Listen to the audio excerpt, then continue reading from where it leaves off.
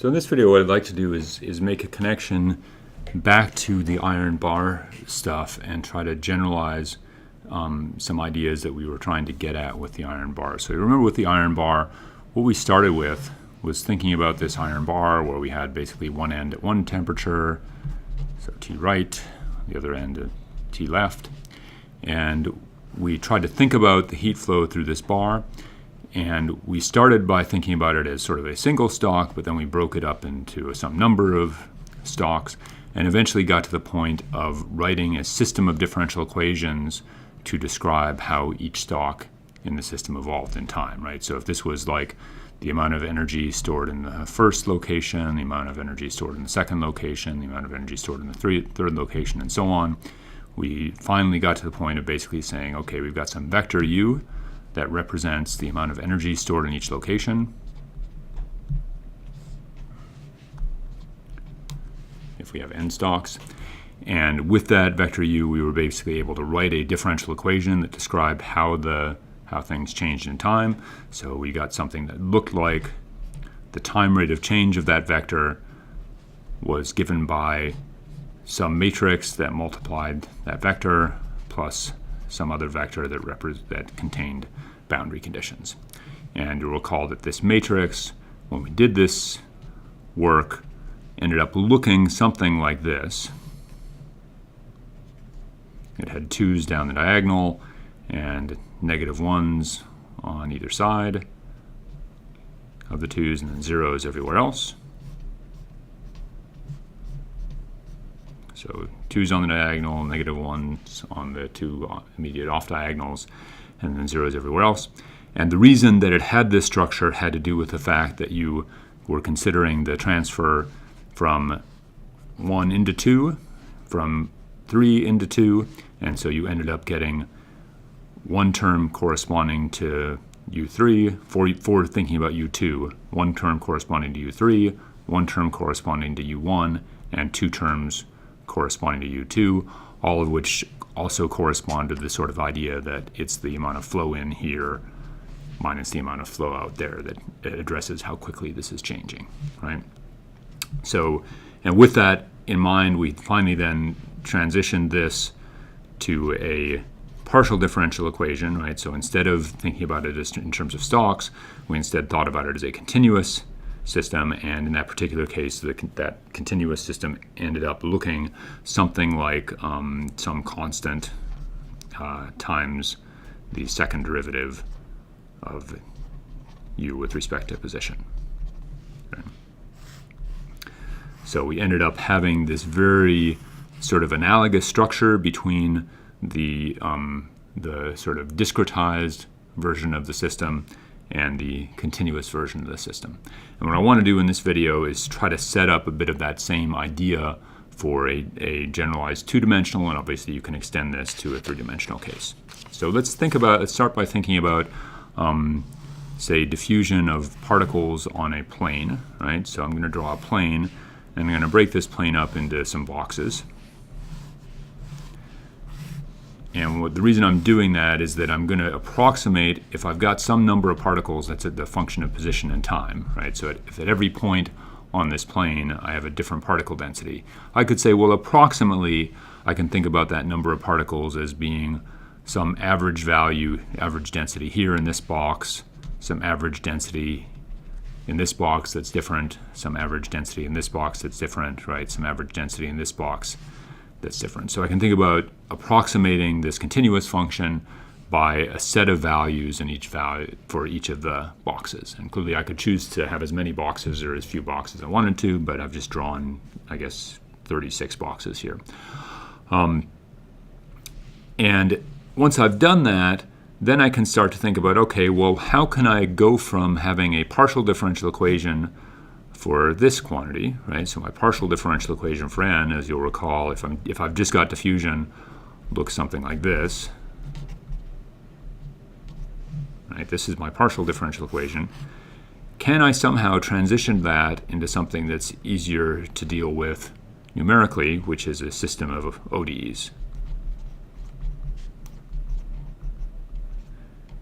In other words, by discretizing this, by basically approximating the function by just values at different points, can I take this continuous system and turn it into a system of ODEs, kind of in the reverse of what we did with the 1D bar, where we started by figuring out a system of ODEs and then eventually made it continuous with a PDE.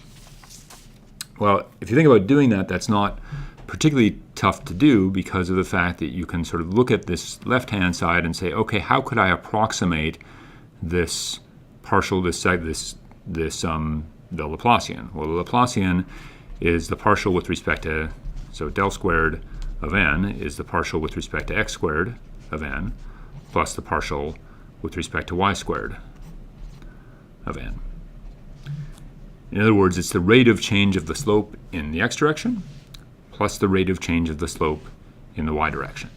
So if I sort of think about, say, one point here, right? Here's a point, and I'm going to now sort of rotate this up and try to think about a value at this point. So here's the point, and here's 4 surrounding points, right?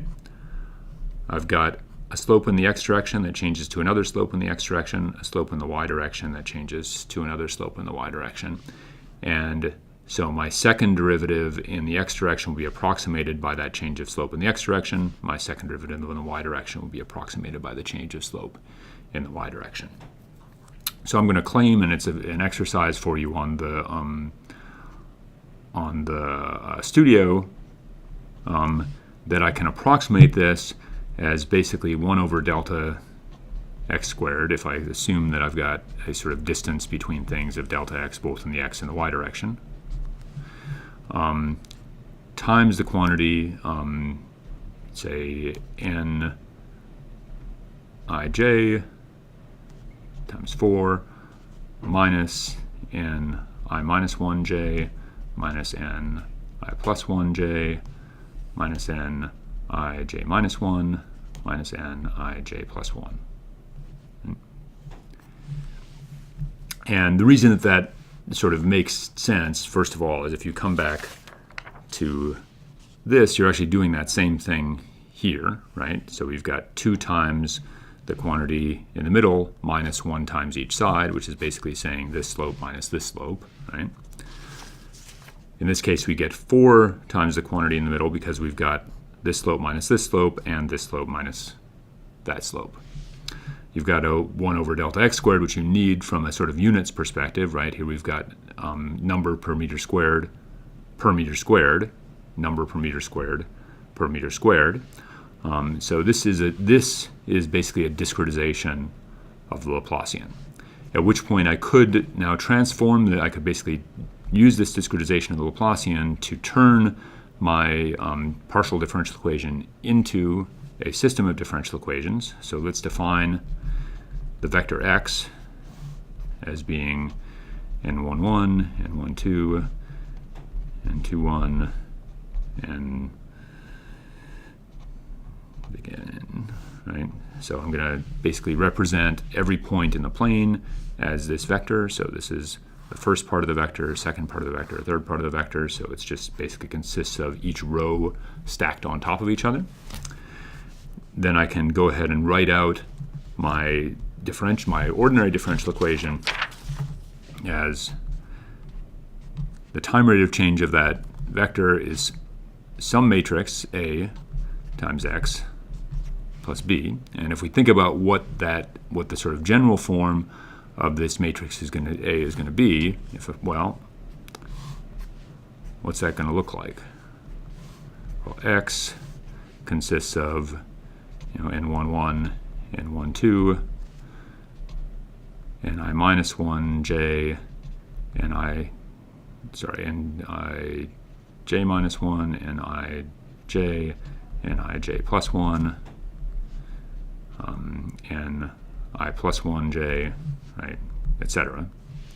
So when I actually think about what a single row of this has to be, right, that would correspond to dnij by dt. Well, dnij by dt has to be equal to the diffusion constant times 1 over x squared times 4 nij. So I'm going to get a 4 in the main diagonal. I'm going to get a -1 on either side of that to pick up the two elements that are immediately to the left column-wise and immediately to the right column-wise. And then finally, I'll pick up another -1 over here and another -1 over here that's going to pick up the element from the previous row and the element from the following row. All right, so I'm going to basically have a bunch of zeros, a -1, some more zeros, -1, 4, -1. So I've got these -1s running down the two immediate off diagonals, 4 running down the main off diagonal, and then I also get a set of -1s that are offset one row above and one row below.